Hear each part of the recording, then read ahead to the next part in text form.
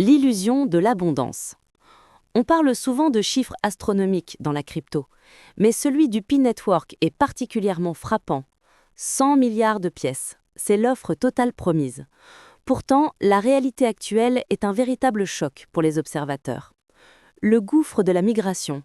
Sur les 65 milliards de pièces théoriquement allouées à la communauté, seulement 8,4 milliards ont été migrés vers le mainnet à ce jour. Le constat brutal, cela représente à peine plus de 10% de la part communautaire après des années d'existence et des millions d'utilisateurs. La réserve fantôme. Il reste une réserve immense d'environ 53 milliards de pièces qui n'existe pour l'instant que sous forme de promesses dans l'application en attente d'être distribuée.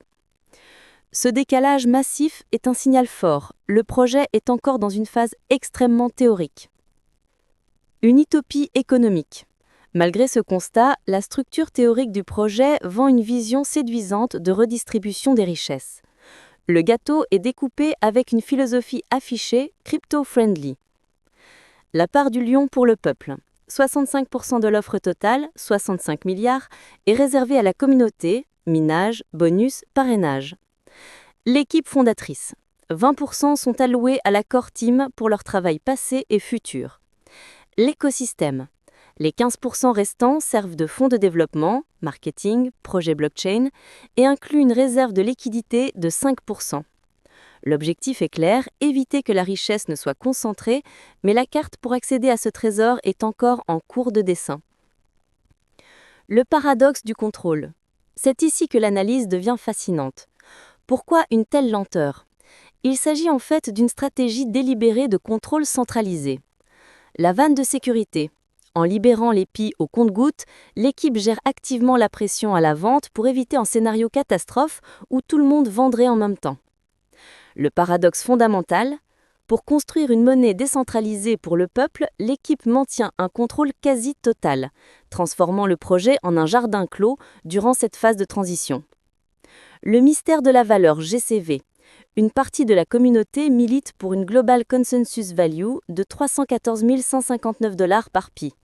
Bien que la core team ne soutienne pas officiellement ce chiffre pour des raisons légales, elle tolère les applications qui l'utilisent en phase de test, envoyant des signaux ambigus pour maintenir l'engagement.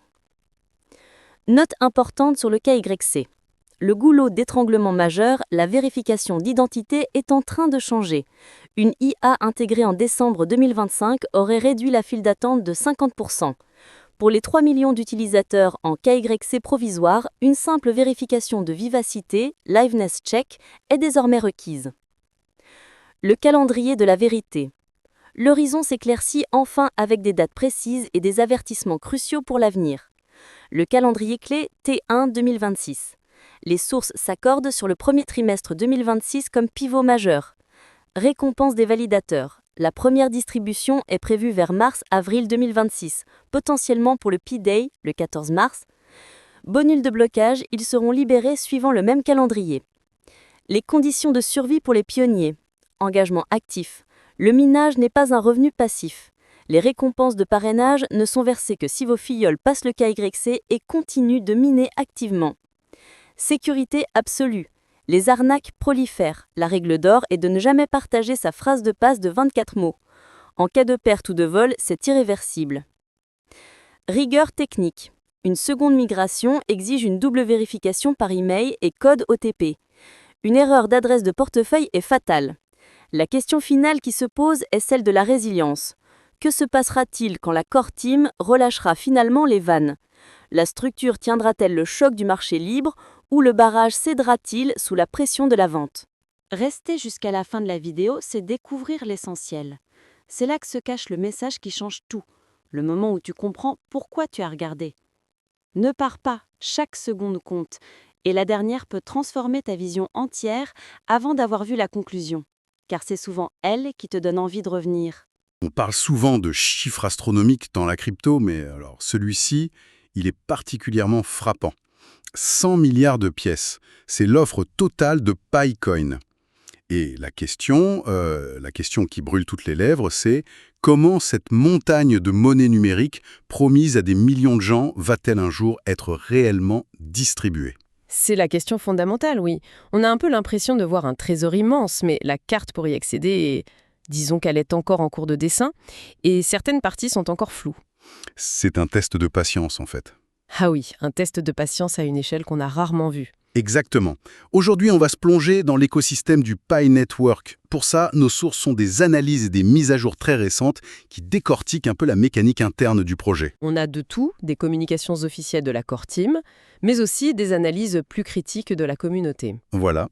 Et notre mission, c'est d'essayer de déchiffrer cette fameuse carte. C'est ça, on va clarifier cette répartition des 100 milliards de pièces, comprendre les dernières avancées sur les étapes cruciales que sont le KYC et la migration, Des étapes qui bloquent beaucoup de monde. énormément. Et puis surtout, on va voir ce que tout ça implique pour l'avenir du réseau et la valeur potentielle très, très débattue du Pi. Parfait.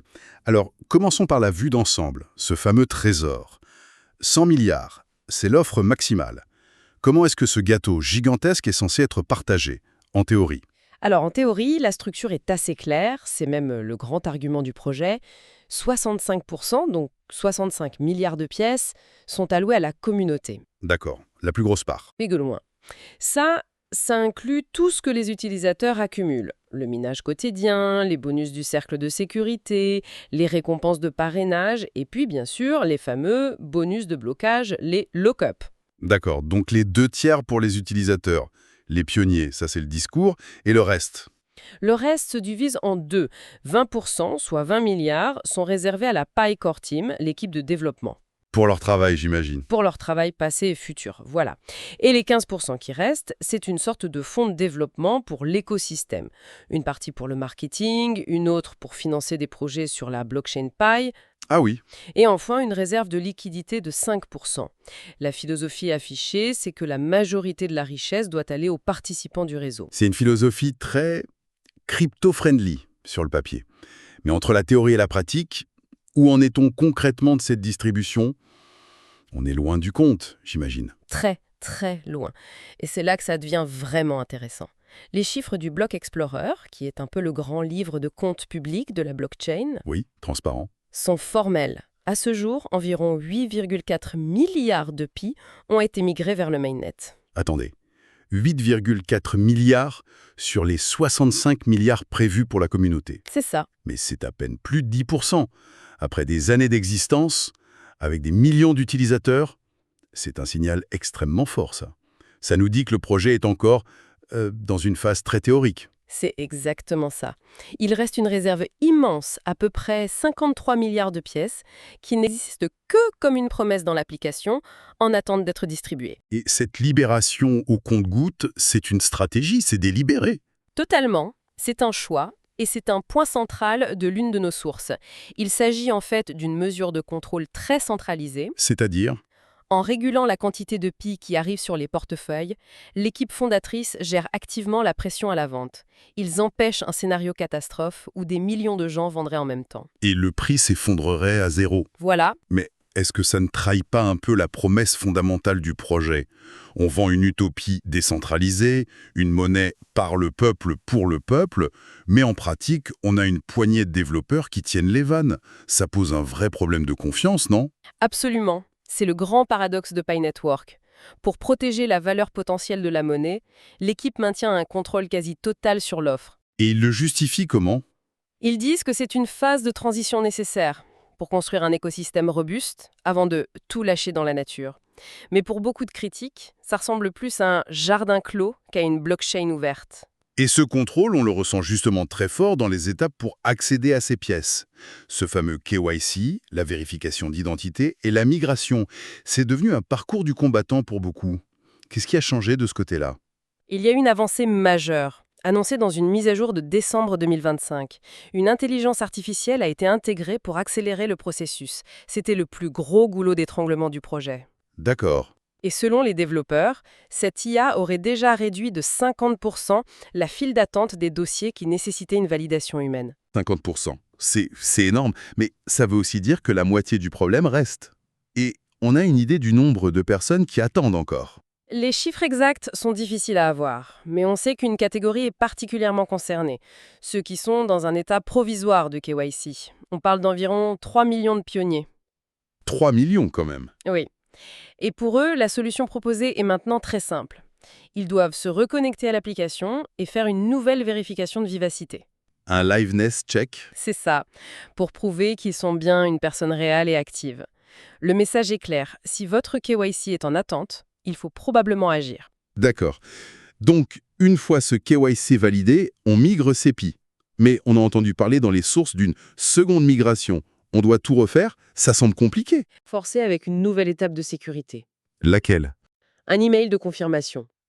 Concrètement, l'utilisateur reçoit un email avec son adresse de portefeuille et un code à usage unique, un OTP. Et il faut faire quoi avec ça? C'est une double vérification. D'abord, l'utilisateur doit vérifier que l'adresse de portefeuille dans l'email correspond bien à celle qu'il voit dans sa checklist sur l'appli Pi. Une étape cruciale pour éviter les erreurs. Exactement. Si tout correspond, il utilise le code pour valider le transfert. C'est un garde-fou, parce qu'une fois que c'est envoyé, c'est irréversible. Ce qui nous ramène à ce principe de base de la crypto qu'on oublie si souvent, la responsabilité personnelle. Totalement. Et les fondateurs le martèlent, la nature non custodiale de la blockchain, ça veut dire qu'en cas de perte de la clé privée, les fameux 24 mots de la phrase passe, Les fonds sont perdus pour toujours. irrécupérable, personne ne peut vous aider. C'est comme avoir un coffre dont vous êtes le seul à connaître la combinaison. Si vous l'oubliez, c'est fini. D'accord, le chemin est donc long et il exige de la rigueur. Parlons maintenant de ce qui motive les gens, la carotte au bout du bâton. Les différentes récompenses, validateurs, KYC, parrainage, blocage. La question que tout le monde se pose, quand est-ce que les gens vont concrètement voir ces gains arriver? Alors là, les sources s'accordent sur un calendrier qui semble enfin se préciser. La date clé qui revient sans cesse dans les dernières communications, c'est le premier trimestre 2026. Premier trimestre 2026. D'accord, disséquons ça. Commençons par les validateurs KYC, ceux qui aident à vérifier les autres. Pour eux, le système est le suivant, la commission de 1 pi payée par chaque utilisateur est mise dans un pot commun. L'équipe analyse en ce moment le volume de travail de validation effectué depuis 2021 pour définir une rémunération juste. Et la distribution? La première distribution de ces récompenses est prévue pour la fin du premier trimestre 2026, donc vers mars ou avril. Ce serait symbolique que ça tombe pour le Payday le 14 mars. Ce ne serait pas étonnant en effet. Et pour les récompenses de blocage, les lock-up, même calendrier? Oui, même logique, même calendrier. Les bonus que les gens ont accumulés en bloquant leurs pièces commenceront à être distribués à cette même période, une fois que les premières durées de blocage arriveront à terme. Tout semble s'aligner sur ce fameux T1 2026. D'accord. Reste un point crucial, qui est souvent la plus grosse part des gains potentiels pour beaucoup. Les récompenses de parrainage. C'est un point sur lequel les sources insistent énormément, parce qu'il y a beaucoup de malentendus. Un utilisateur ne touche les bonus de ses filleuls que si ces derniers remplissent 2 conditions. 2 conditions. D'accord. Premièrement, ils doivent avoir complété leur propre KYC. Et deuxièmement, et ça c'est fondamental, ils doivent continuer de miner activement. Ah, le mot-clé est donc activement. Il ne suffit pas que tout le monde passe le KYC, un parrain n'est récompensé que si son équipe reste engagée au quotidien. Précisément. Et ça va même plus loin. Le nouveau système avec l'IA donnerait la priorité aux mineurs actifs pour l'attribution des créneaux KYC et le calcul des récompenses. Les sources rapportent une terminologie assez dure de l'équipe. C'est-à-dire, ce n'est pas un revenu passif. L'engagement quotidien est la condition pour profiter de l'écosystème. C'est une stratégie pour filtrer les participants sérieux des curieux de passage. Voilà. Toute cette attente, toute cette complexité, ça crée forcément un terrain de jeu idéal pour les arnaqueurs, j'imagine. C'est inévitable. Et c'est un des avertissements les plus pressants dans nos sources. Les arnaques de type phishing prolifèrent. Des liens circulent partout, sur les réseaux sociaux, dans des groupes Telegram. Promettant des pics gratuits, ce genre de choses. Exactement. Réclamer 500 pi gratuitement, des airdrops exclusifs, ils n'ont qu'un seul but. Vous amener sur un faux site qui ressemble à l'interface officielle pour que vous entriez votre phrase passe de 24 mots. Et une fois que c'est fait, le portefeuille est vidé en quelques secondes. Instantanément. Et sans aucun recours. La consigne est simple et il faut la répéter sans cesse. Ne jamais, au grand jamais, partager sa phrase price. L'accord team ne la demandera jamais. Personne de légitime ne la demandera jamais. C'est la seule clé de votre coffre-fort. C'est ça. La psychologie humaine est le plus grand risque en crypto finalement. Les escrocs exploitent l'impatience et la cupidité. D'accord, avertissement reçu. Et maintenant, la question qui vaut $1 million. Ou plutôt, selon une partie de la communauté, 314 159 $ par pièce, la valeur du PAI. On entend beaucoup parler de cette Global Consensus Value, GCV. Qu'en est-il réellement? La GCV, c'est un phénomène social qui est fascinant. C'est un concept qui est entièrement porté par une frange très active de la communauté. L'idée, c'est que la valeur d'un PAI devrait être de 314 159 $. En référence au premier chiffre de paille. Exactement, 3,14159. C'est un mème puissant, un mouvement qui vise à fixer un prix par la conviction collective plutôt que par le marché. Et que dit l'accord team de tout ça? Ils ont bien une opinion, non? Officiellement, l'accord team ne soutient aucune valeur. Et elle le répète, pour des raisons légales évidentes. Bien sûr, les régulateurs. Voilà, affirmer une valeur future pourrait être vu comme une manipulation de marché. Donc leur position, c'est paille la valeur sera de 0 tant que le mainnet ne sera pas ouvert. Mais, il y a un mais, je sens, une analyse dans nos sources suggère qu'ils jouent un jeu plus subtil. C'est tout à fait ça.